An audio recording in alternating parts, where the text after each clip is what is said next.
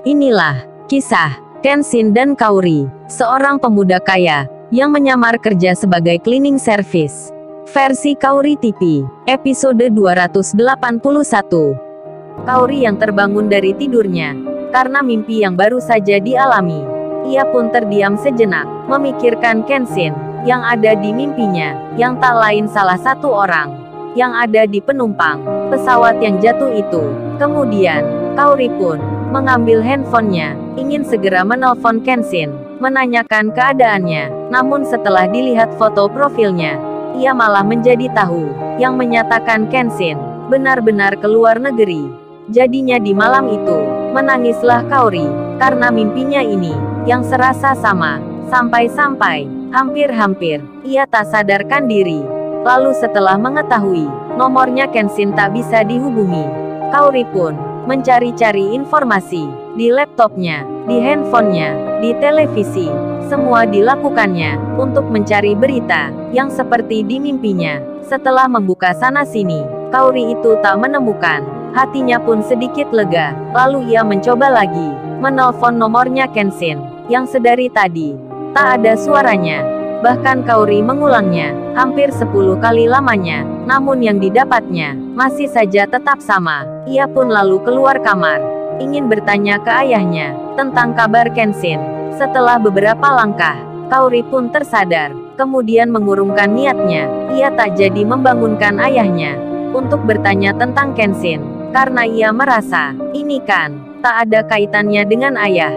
Lalu ia pun kembali masuk ke kamarnya, menenangkan diri. Meskipun demikian, Kaori tak bisa tidur lagi.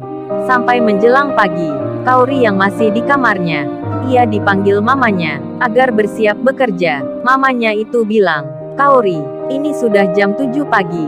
Kamu kok belum mandi?" Kaori pun keluar. Ia lalu menjawab, "Hari ini Kaori nggak kerja mah. Di rumah aja." Mamanya pun menyahut, "Apa kamu sakit Kaori? Atau merasa nggak enak badan?" Kaori pun bilang, "Nggak mah. Ini pingin aja di rumah." Mamanya lantas bicara, "Ya udah kalau gitu kamu mandi sana.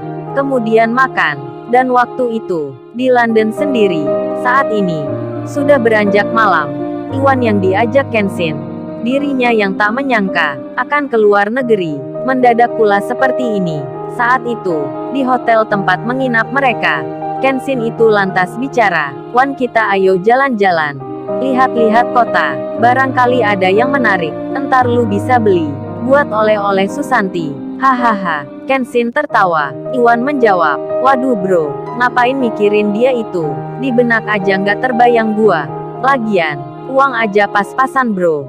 Mau belanja di tempat ini, yang paling murah aja, nggak cukup bayarnya. Pasti mahal-mahal bro. Bisa kesini aja bersyukur banget." Kenshin menyahut, "Lu masih mikirin gituan Wan? Udah kamu entar pilih aja.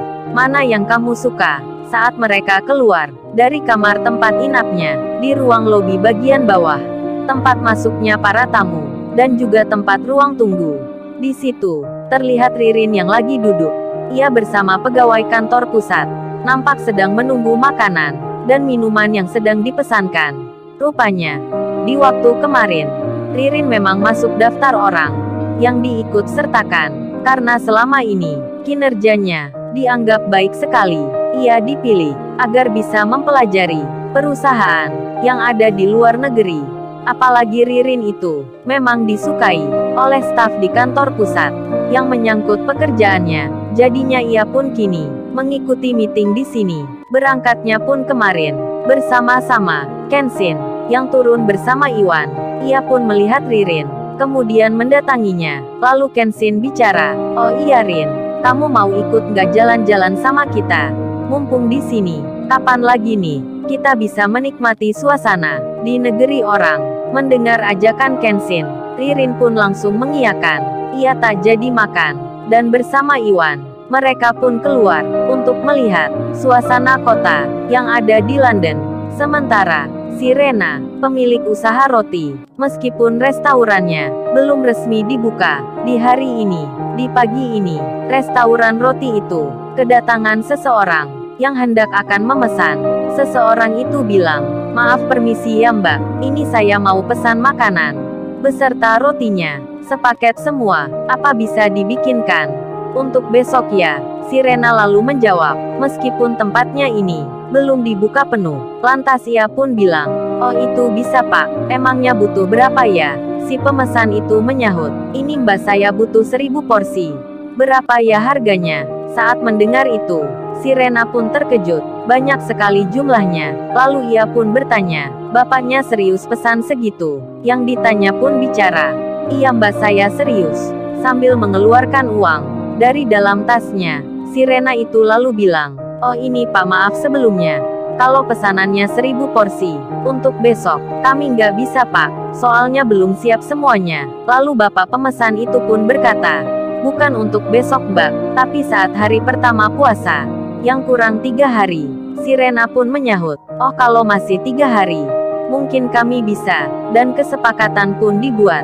Sirena menerimanya, lantas ia mengabarkan ke semua pegawainya tentang pesanan itu. Di sela hal yang demikian, di waktu sebelumnya, Rena yang melihat handphonenya, membaca status di WhatsApp-nya, ia pun jadi mengetahui saat akan mengirim undangan ketika menulis pesan ke Kenshin agar bisa datang ke pembukaan restaurannya di waktu esok hari.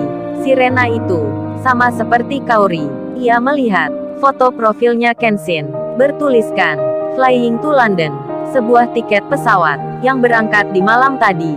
Sirena pun jadi bertanya, kenapa Kenshin tak bicara saat kemarin di sini? Ada apa ia keluar negeri? Apakah lama di sana? Jadinya Sirena merasa gundah, menjadi gelisah karena tak sempat mengucap salam. Meskipun demikian, ia tetap mengirim pesan tentang undangan itu, walaupun statusnya tak terkirim, belum terbaca, dan waktu pun berjalan. Kini menginjak di sore hari.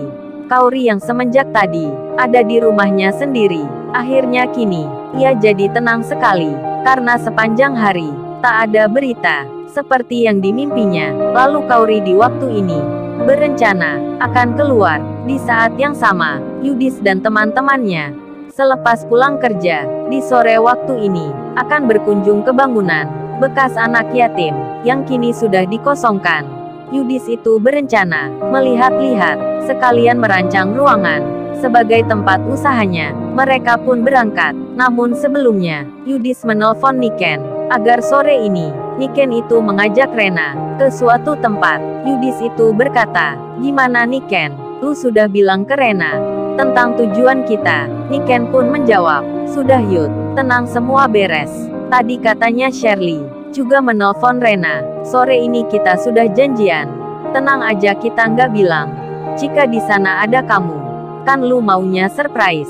Yudis menjawab, baiklah, terima kasih kalau gitu.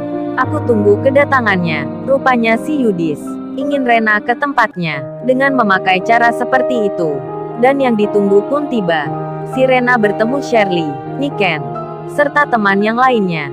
Mereka semua langsung menuju ke tempat yang saat ini ada Yudis di dalamnya. Si Yudis itu memang ingin sekali ingin menunjukkan ke Rena kalau dirinya benar-benar cinta. Yudis itu bermaksud tempat usaha ini akan dinamakan seperti nama ceweknya. Waduh, gawat, bukannya di sebelah bangunan itu ada restoran makanan roti yang pemiliknya bernama sama. Waktu yang berjalan, kini Rena yang pulang kerja bersama Shirley dan Niken, serta juga teman yang lainnya. Saat ini mereka tiba di depan bangunan yang tak jauh dengan properti yang dibeli Kenshin kemarin. Mereka itu turun dari mobilnya, kemudian berjalan bersama menuju tempatnya Yudis. Sedang si Rena pemilik restoran, di saat bersamaan, ia ada di tempat anak yatim yang baru pindah itu. Rupanya si Rena memberikan bingkisan yang berisi makanan. Kemudian ia pun ditanya oleh salah satu pengasuhnya tentang Kenshin. Siapa sebenarnya pemuda itu? Lalu, bagaimana kisah selanjutnya? Subscribe channel ini untuk episode berikutnya. Terima kasih.